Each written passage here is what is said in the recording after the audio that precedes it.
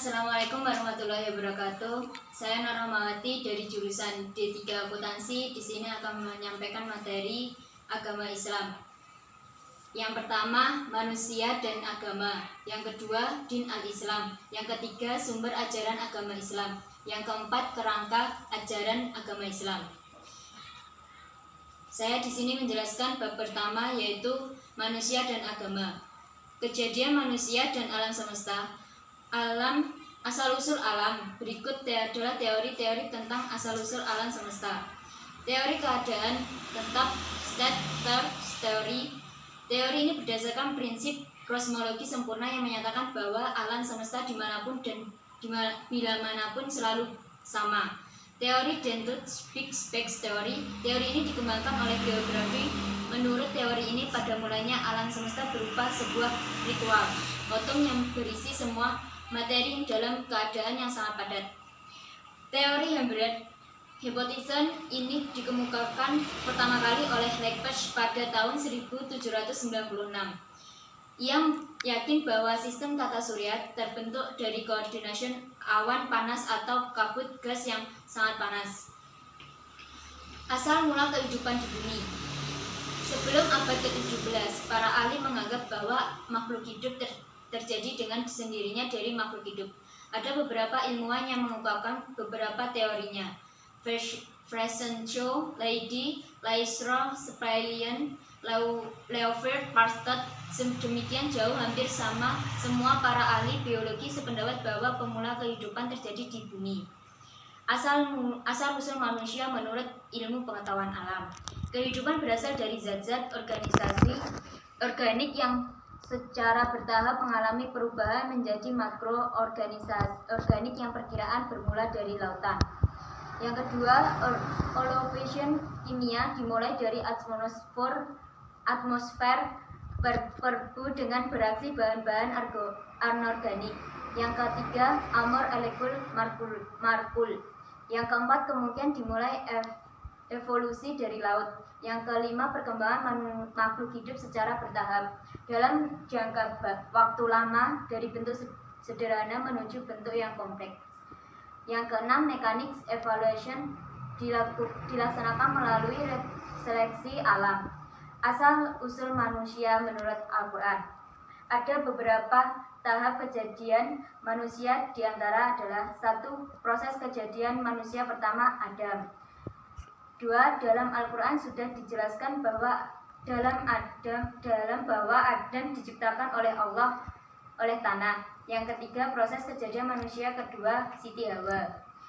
Yang keempat, pada dasarnya segala sesuatu yang diciptakan Allah di dunia ini selalu dengan keadaan berpasang-pasangan. Yang kelima, proses kejadian manusia ketiga. Yang keenam, kejadian manusia ketiga adalah kejadian semua keturunan Adam dan Hawa. Yang ketujuh, dari penyajian di atas dapat disimpulkan bahwa asal-usul manusia menurut Al-Quran adalah manusia itu berasal dari sariopati, tanah yang berasal dari lumpur hitam, dan setelah itu dibentuk dan dalam penciptaan terdapat 3 proses bagaimana manusia dimukakan bumi ini, dan semua itu sudah dijelaskan dalam Al-Quran surah Al-Hijrah. B. Hakikat manusia dalam pandangan lingkungan. Pandangan psikolog analitik dari Freud. Secara hakiki, kepribadian manusia terdiri dari 3 komponen, yaitu ego, superego, dan lainnya juga yaitu ID. Pandangan humanistik. Pandangan humanistik terdiri dari 4. Dalam batas tertentu manusia punya otonomi untuk menentukan nasibnya. B. Manusia bukan makhluk jahat atau baik. C. Manusia adalah makhluk yang bertanggung jawab. D. Manusia makhluk yang senantiasa akan menjadi terus berusaha. Pandangan behavioralistik. Pandangan ini menjelaskan bahwa tingkah laku manusia ditentukan oleh pengaruh lingkungan yang dialami individu yang bersangkutan. Hakikat manusia menurut pandangan Pancasila. Kodrat manusia merupakan keseluruhan sifat-sifat asli, kemampuan atau bakat bahkan alami. Kekuasaan bekal diposisikan yang melekat pada keberadaan egosen manusia. C. Manusia dalam pandangan Islam. Manusia dalam pandangan Islam Di sini din al-Islam. Din al-Islam di sini merupakan tatanan hidup syariah atau aturan jalan ciptaan Allah untuk mengatur segenap aktivitas manusia di dunia, baik aktivitas lahir maupun aktivitas batin. Tujuan din al-Islam. Tujuan din al-Islam pada dasarnya adalah mengesahkan Allah SWT yang dalam terminologinya Islam disebut tauhid. Di sini terbukti dari surat Al-Ikhlas dan firman Allah surat An-Nabiyyah. Maka dalam hal ini ada beberapa pembagian tauhid, diantaranya tauhid rububiyah, tauhid uluhiyah, tauhid sifat, tauhid qauliyah. Rangkum ringkum din al-Islam. Hubungan manusia dengan Allah habul minallah, yaitu disebut ibadah mahdud. Hubungan manusia dengan manusia habul minannas, yaitu yang disebut dengan ibadah wairul mahdud. Hubungan manusia dengan makhluk lain atau lingkungannya. Ciri-ciri din al-Islam. 1. Agama fitrah. Firman Allah dalam surat Ar-Rum ayat 30. Makhluk hadapan wajahmu dengan lurus kepada Allah Subhanahu wa taala. Yang kedua, agama tauhid. Surat An-Nabiyyah 25. Dan kami tidak mengutuskan semua rasul pun sebelum kamu, melainkan kami mewahyukan kepadanya. Yang ketiga, agama pedoman hidup yang sempurna, pendorong kemajuan dan rahmat bagi umat manusia. Fungsi dan kedudukan agama Islam. 1. Islam adalah agama Allah. 2. Islam sebagai panggilan Allah. Ketiga, Islam sebagai ramah yang dibangun oleh Allah. Keempat, Islam sebagai jalan yang lurus. 5. Islam sebagai dalil Allah. Yang kedua, Islam dan pluralisme budaya di Indonesia. Pluralisme dapat diartikan sebagai sebuah pandangan yang mendorong bahwa berbagai macam agama ataupun budaya yang ada dalam satu masyarakat harus saling mendukung untuk bisa hidup secara donasi. Pluralisme agama di Indonesia. Pluralisme artinya banyak agama yang berkembang di Indonesia. Contohnya agama Islam, Nasrani, Hindu, Buddha, dan Katolik. Dalam alam arti khusus masing-masing agama itu sendiri bahwa varian, aliran maupun sekte, misalnya terdiri aliran-aliran seperti Muhammadiyah, NU, Ahmadiyah, Al-Wasyiyah, dan lain-lain. Dampak pluralisme budaya di Indonesia adalah dampak positif, memahami adanya keberagaman yang ada di dalam masyarakat, meningkatkan pendapatan dari suatu negara, membentuk warga yang bersifat modern, menjadi daya tarik untuk turis yang berkunjung ke suatu negara. Dampak negatif, munculnya rasa persaingan antara suku, ras, ataupun agama, memicu adanya perpecahan yang dikarenakan ukuran rasa serta sikap toleransi, timbulnya rasa ego dan dalam kalangan masyarakat, munculnya gesekan sosial yang berlangsung akibat dari adanya konflik yang berlangsung di dalam masyarakat. Dalam mengatasi masalah pluralisme, di sini terdapat surah Al-Hujurat ayat 13. Hai manusia, sesungguhnya kami menciptakan kamu dari seorang laki-laki dan seorang perempuan dan menjadikan kamu berbangsa-bangsa, bersuku-suku. Sungguh kamu saling kenal mengenal. Sesungguhnya orang-orang yang paling mulia di antara kamu di sisi Allah ialah orang yang paling takwa di antara kamu. Sesungguhnya Allah mengetahui hal lagi maha mengenal. Solusi dalam mengatasi masalah pluralisme. Kebijakan pemerintah yang tertuang dalam pembukaan Undang-Undang Dasar 1945 alinea 1 pasal 29 ayat 2 serta Top MPRS nomor 10 MPRS 1966 tentang hak asasi manusia untuk memilih agama dan beribadah sesuai agama kepercayaan masing-masing. Solusi dalam mengatasi masalah pluralisme. Dengan ini ada 3, yaitu kerukunan inter masing-masing untuk agama beragama, kedua kerukunan di antara umat beragama yang berbeda-beda, ketiga kerukunan antara umat beragama dengan pemerintah. Yang ketiga, hubungan internal umat beragama dan hakikat persaudaraan. Hubungan inter umat beragama Di sini hubungan antara satu pemeluk agama yang sama sedang persaudaraan atau ukhuwah Islam yang akan dipelajari di sini Al-Quran, Al-Hadis, itu jelas.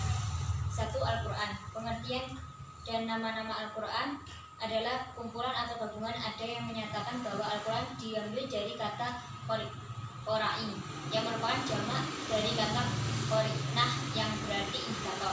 Nama-nama Al-Quran yaitu Al-Kitab, Al-Huda, Al-Furqan, Ar-Rahmat, An-Nur, Ar-Ruh, Al-Syifa, Al-Haq, Al-Bayaan, Al-Mu'azziyah. Sejarah singkat kondusif Al-Quran dan berkembang. Jadi kondusif Al-Quran ada beberapa fase, yaitu kodifikasi pada masa Rasulullah SAW dan pada masa Khalifah. Pada Rasulullah SAW setiap ayat Al-Quran turun langsung dihafalkan di luar kepala oleh Nabi dan diajarkan pula kepada para sahabat yang langsung dihafalkan oleh mereka di luar kepala. Selanjutnya para sahabat yang menghafal Al-Quran disuruh pula oleh Nabi untuk mengajarkan kepada orang lain. Yang ketiga, kandungan Al-Quran, akidah, ibadah dan muamalah, persoalan hukum, sejarah sejarah dan kisah-kisah umat terdahulu, rujukan ilmu pengetahuan dan pengetahuan. 4. Fungsi dan peran Al-Quran. Al-Huda artinya petunjuk, Al-Furqan artinya pemisah, Al-Ashifa artinya obat, Al-Mau'izah artinya nasihat, menjelaskan masalah-masalah yang pernah diperselisihkan umat sebelumnya. Al-Quran memantapkan iman Islam, tuntunan dan hukum untuk menjalani kehidupan. Keistimewaan Al-Quran. Konten Al-Quran tetap sepanjang masa. Bahasa Al-Quran tak dapat ditiru. Membacanya adalah kebaikan. Yang keenam, keototetian Al-Quran. Al-Quran Al-Karim memperkenalkan dirinya dengan berbagai sifat dan sifat. Salah satu di antaranya bahwa ia merupakan kitab yang keotetian dijamin oleh Allah. Yang kedua adalah Al-Hadis. Al-Hadis artinya menurut bahasa sesuai yang baru, menunjukkan sesuatu yang dekat atau waktu yang singkat. Sejarah kodifikasi hadis ada dua, yaitu masa sahabat dan masa tabi'in dan setelahnya. Yang ketiga, tingkat hadis. A dipicu dari segi sumbernya, yaitu hadis qudsi, hadis nabawi. Yang B ditinjau dari segi rawi, hadis mutawatir, hadis ahad. Ditinjau dari segi sanadnya, hadis sahih, hadis atihi sahih, hadis hasan, hadis lighairi, hadis dhaif. Yang keempat, kedudukan hadis terdapat Al-Quran. Al-Quran harus lebih diutamakan terlebih dahulu ketimbang hadis. Hadis merupakan kejabar dari Al-Quran.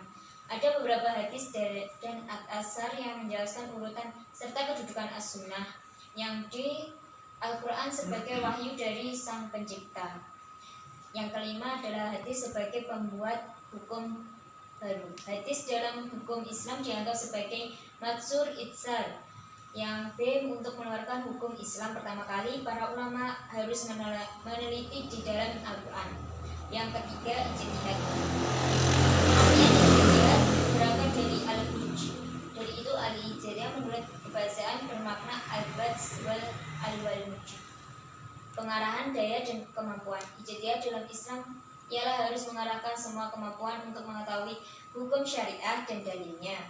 Yang kedua, dasar hukum ijtihad. Ada dua, Al-Quran dan ijma', yaitu menurut Fir'aun pertama dimaksud dikembalikan Allah dan Rasul, ia bahwa bagi orang-orang yang memperjelas Al-Quran dan hadis supaya meneliti hukum-hukum yang ada alasannya agar bisa diterapkan kepada peristiwa-peristiwa hukum lainnya.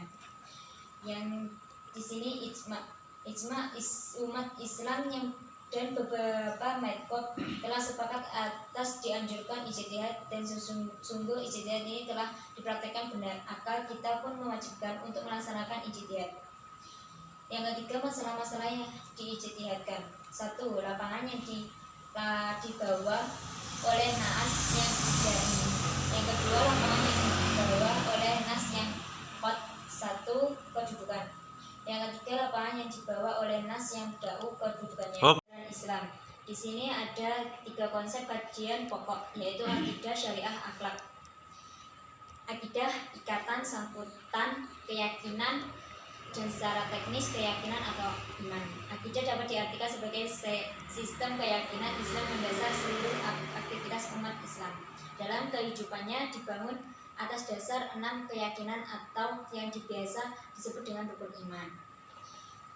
Iman kepada Allah berarti artinya hatinya mengakui adanya Allah, zikir hati. Lidahnya selalu melafalkan kalimat-kalimat Allah, zikir lisan, dan anggota badannya seluruh melakukan perintah-perintah Allah dan menjauhi semua larangannya. Tujuannya untuk menanamkan ilmu agama sejak dini, mempelajari keyakinan kepada Allah dan benar, dan membina diri dengan pribadi yang takwa. Syariah secara etimologis jalan ke sumber air atau jalan yang harus diikuti, yakni jalan ke arah sumber pokok bagi kehidupan. Secara etimologi, semua peraturan agama yang diterapkan oleh Allah untuk kaum muslim, baik yang ditetapkan dengan Al-Quran maupun Sunnah Rasul. Pendapat dari Mahfud Suluk, ada aturan-aturan yang disyariat oleh Allah atau syariat pokok-pokoknya agar manusia menggunakan dalam berhubungan dengan Tuhan. Dalam arti yang khusus, ibadah mahdud, ibadah terwujud dalam rukun Islam yang 5, yaitu mengucapkan 2 kalimat syahadat, mendirikan sholat, menunaikan zakat, berpuasa di bulan Ramadan, dan pergi haji bagi yang mampu. Muamalah bisa dilakukan dalam berbagai bentuk aktivitas manusia dalam berhubungan dengan sesamanya. Bentuk hubungan itu bisa berupa hubungan perkawinan, pembagian warisan, ekonomi, moral, pidana, politik, hubungan internasional, dan peradilan. Kajian syariat tertumpu dalam masalah aturan ajaran yang berkembang dalam lapangan akidah, syariat, dan akhlak. Di sini ada 3 mazhab bidang akidah, mazhab bidang akhlak, dan mazhab bidang syariat. Dan sampai sini presentasinya dari 4 bab. Saya Nur Rahmawati unjuk pamit. Assalamualaikum warahmatullahi wabarakatuh.